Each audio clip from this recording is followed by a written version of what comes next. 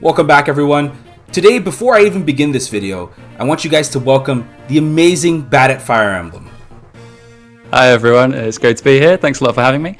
I'm Bad at Fire Emblem. My channel is all about the GBA games, mainly using FE Builder to test units in some way or to add some type of challenge like spawning the Demon King into the FE8 prologue and seeing what you'd have to do in order to beat the game. Just goofy stuff like that.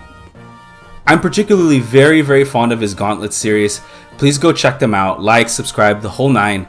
I also gotta apologize to you right off the bat, man, because the other day somebody called me Bad at Fire Emblem, and I'm glad you stepped in and you were like, no, that's not him, that's actually me. I completely forgotten that had happened, actually. That was one of the first interactions we had, I think. It might have been the first, actually.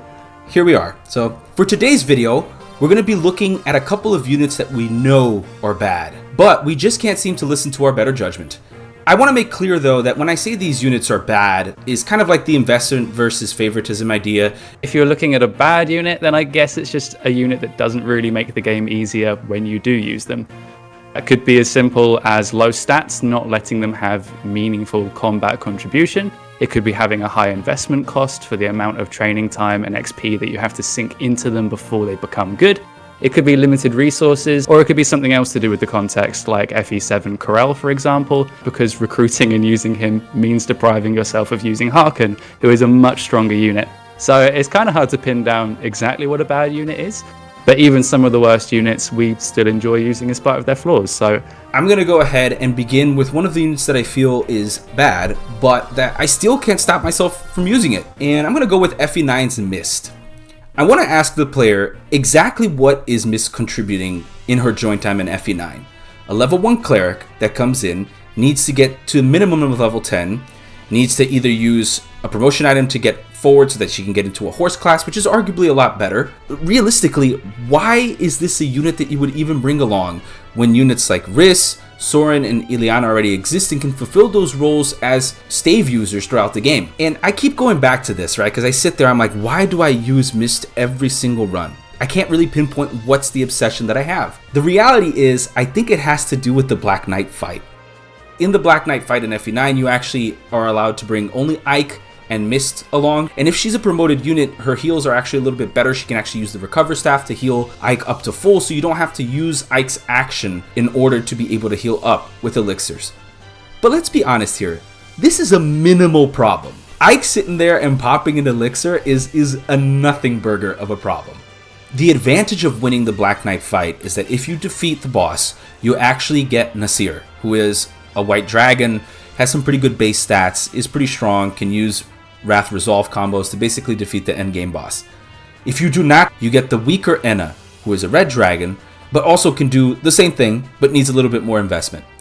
So ultimately, I think the balanced question that I have to ask is it worth logging Mist through all of that part of the game instead of just giving that bonus experience to Enna at the end? For some reason, the ingrained idea of I need to help Ike defeat the Black Knight is the #1 driving force behind me using this unit that is objectively a bad unit. It's interesting that where even though you know she's a bad unit, you just get fixated, not because you necessarily like her that much, but you just have one thing that you're fixated on and you just have to do it. The compulsion's that strong.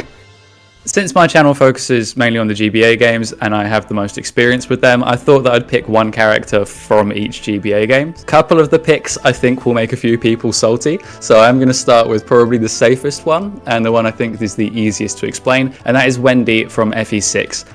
Don't think anyone will really argue that Wendy is not a bad unit. Her stats are truly awful, truly atrocious stats, and yes, you can invest a ton of XP into her and she'll get kind of good eventually, but the grind to get her to that point is slow and she requires serious babying to get her those levels.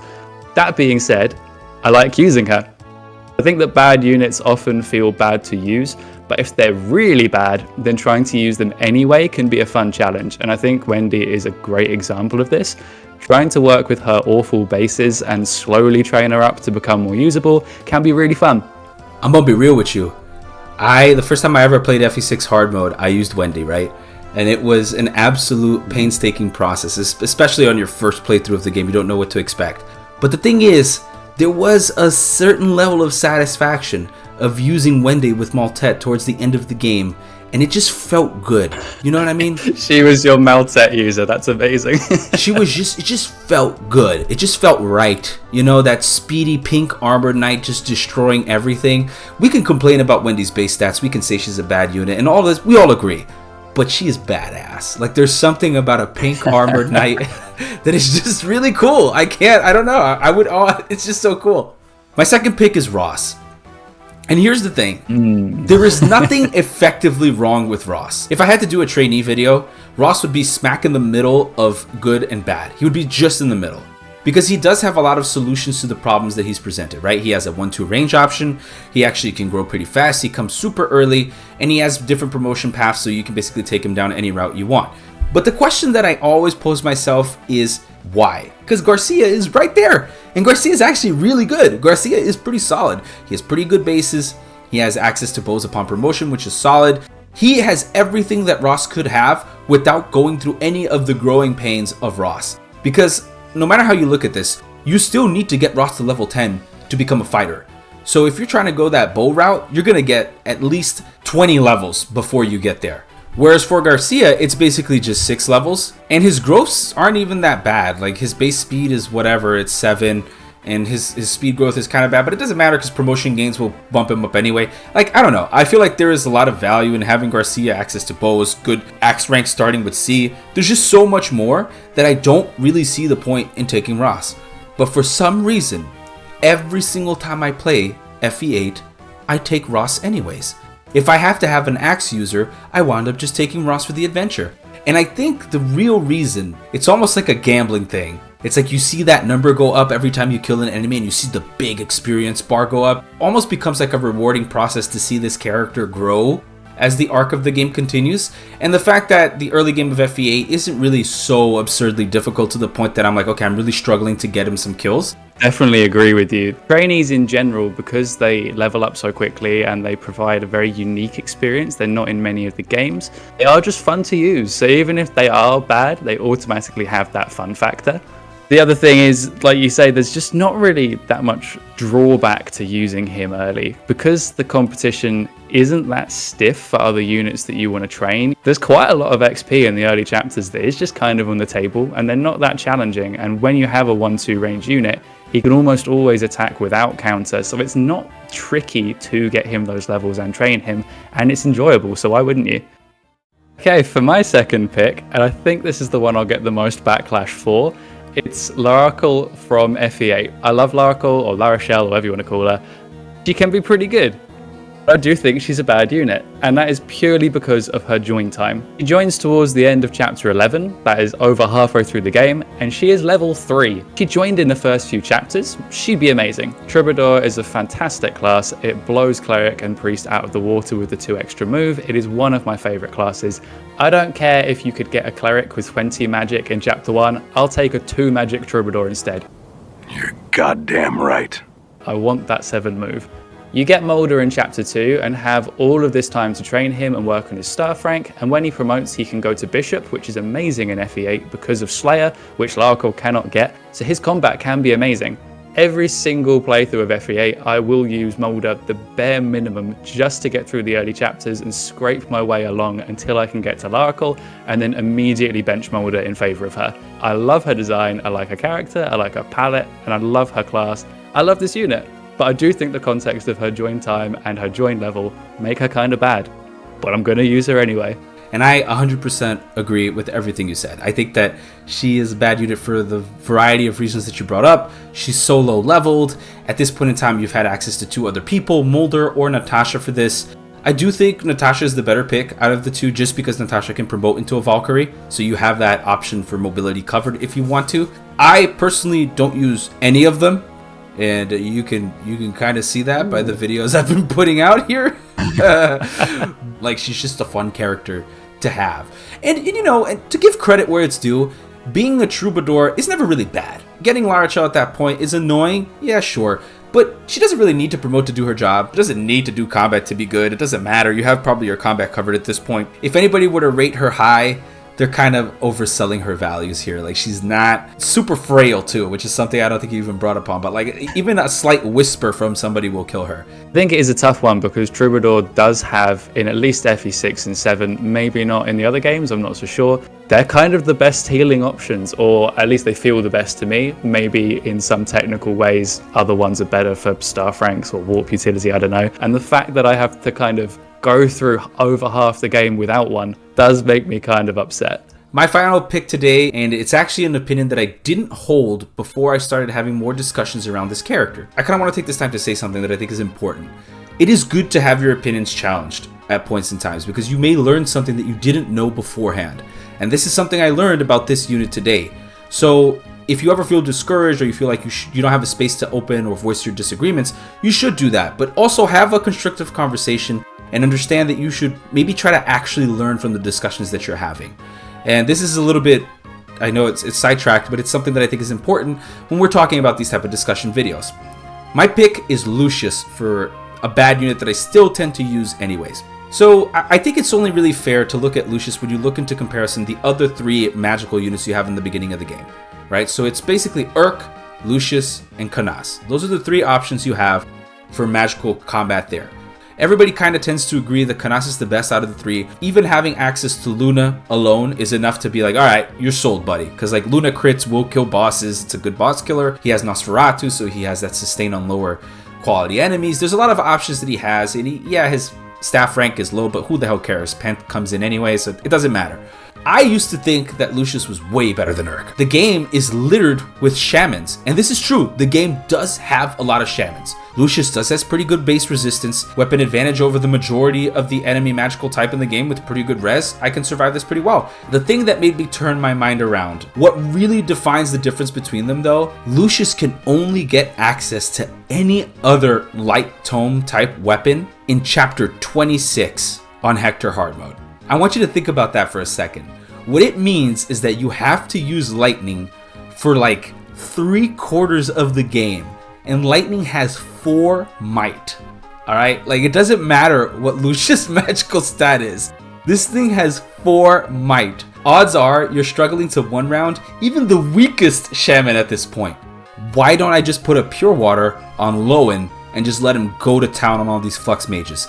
And it's a much better option, or any other physical unit for that reason. So, and this is not to say Urk is better than him or anything, it's just to say that both of the options suck, coupled onto the fact that Lucius is paper thin. Like, right, this guy has so low defenses, and he comes at level 3 if you're not doing Lin mode. For some reason though, here I am in every single playthrough, walking up there and being like, man, I could really use a light mage at this point in time. And I also tricked myself into believing that somehow I'm going to get his light rank up to S by the time of the end of the game so I can use Aureola. And that never happens either too. It always winds up with me frantically trying to feed kills to him so that he can get that rank up. There's a lot of dissonance between what I think Lucius is actually doing versus what is actually happening with Lucius in the game. The whole way through the beginning portion of that, I was trying to work out where you were going with it because you made him sound like really neutral. And then when you said about the light magic options and you can only get them in 1 chapter, my head turned a full 45 degrees and I just stared into space like, huh. It completely caught me by surprise. I had no idea. That's ludicrous. Yeah, I never thought about that until somebody pointed it out and I was like, they're right. And no wonder I'm sitting there like, man, Lucius missed his kill by just a little bit. And it's always just a little bit. It's always just a little bit. But it's because of that. You don't have access to higher tomes until way later in the game. You're still going to get a better unit with Pen, and you can absolutely use both. Canas is already going to be the better secondary magic user, so they both kind of suck. Okay, my final pick is Geitz from FE7. A lot of people might not have used Geitz or know much about him because he is on a route split chapter, and I mentioned in the intro about Corel being bad because you can't then get Harken. The reason Geitz is bad is a bit more nuanced. For those of you that don't know, the Chapter 4 Fanged Offense has 2 chapters, and the requirement to get the chapter Geitz is on is having Hector, Eliwood, and Lyn with a combined level of 50 or higher. And this is tricky to do. On normal mode, where enemies give you more XP, it's fairly doable. But on hard mode, the XP formula is so stingy that it is nearly impossible to get that combined level 50. And if you do manage it, it's at the expense of so many levels that could have gone onto your main carry units instead of your lords, and your game suffers as a result of it.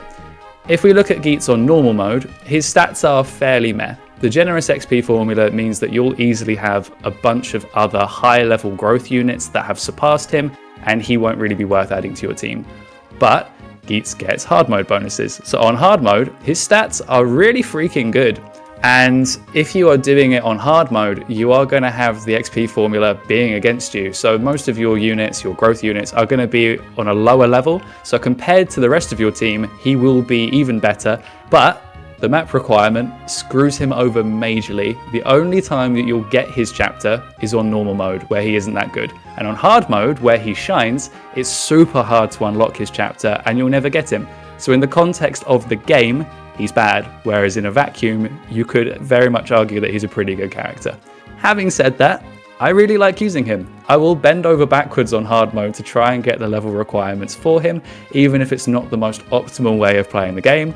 I like Geitz, even if he makes me sad. When you first told me about Geitz, I knew that this is the angle that you were going to do, because I was like, there is no way that we can possibly sit here and be like, a base Brave Bow user with those stats is going to be a bad unit in combat, which is true. Forgot to mention the weapon rank. Yeah, the B rank bows is good. The difficulty in reaching that chapter in particular is the harder part for actually being able to recruit him. Like the amount of effort you have to put into training WoD or training Lyn, which is insane. It's absolutely wild. 15 levels on those units, it's a pretty hard sell. Like, right? Especially by the requirement of that chapter. That being said, I did do a Hector hard mode Iron Man, and I did get Geitz. But the reason why I went through the painstaking process of at least training WoD and Lyn was twofold. First, I didn't want them to crumple to any single one attack and get me a game over. Second, dealing with Lloyd that early on is a little bit harder, and I prefer not to have to deal with him, so I actually usually just grind up the Lords. I can get access to the Linus chapter, because it just feels a lot easier to do. Like, that map's a lot more manageable for me. I do think that if you have access to Lyn mode, though, it's a different story. Yeah, that's a fair point. I think Lyn mode, feel like it's an unwritten understanding that when we're talking about units, generally going to be talking about going straight into Hector hard mode or something without the Lyn mode. I feel like that is kind of what people are agreeing on. You can get your Lord units to that level. It's definitely possible. And while the Lords can be good and contribute if they're trained up properly, you are going to have the hard limit of not being able to promote them until very late in the game anyway. So the Heaven Seals are really going to work against you, their investment really being worthwhile. I'm not really trying to get those 50 levels most of the time to get Geitz. I'm trying to get those 50 levels to avoid Lloyd, because trying to deal with him in the fog, I don't want to deal with that. Yeah. I want to do the Linus chapter where I can see everything. Alright everyone, we've covered some of the units today that we feel are bad, but we still love to use them anyway. I want to first of all thank At Fire Emblem for being here today, talking it out with me, showing me these different perspectives on these units. It's been a lot of fun. I really enjoyed this, and I hope we can see you again here on some other videos. For sure, it's been really fun getting on here and having a bit of a chat about these characters, and I did think it was probably going to ruffle some feathers, which I was quite excited about, because I feel like everything on my channel, most of it is not too controversial in terms of opinions, so I was quite excited to maybe stir up a comment section, so we'll see if that's happening. He does some fantastic stuff regarding Fire Emblem in general, and the Gauntlet, and different challenges that he puts into the game, so please check out his channel. The link will be in the description below. And once again, please like and subscribe here. And leave in your comment down below, what do you think? Do you think that other units are just really bad, but you're like, man, I really got to use them every single time, no matter what? Leave them down in the comments below. I'm really excited to see them. I'm sure At Fire Emblem is excited to see them too. And we'll be seeing you guys next time. Thank you so much. Bye-bye.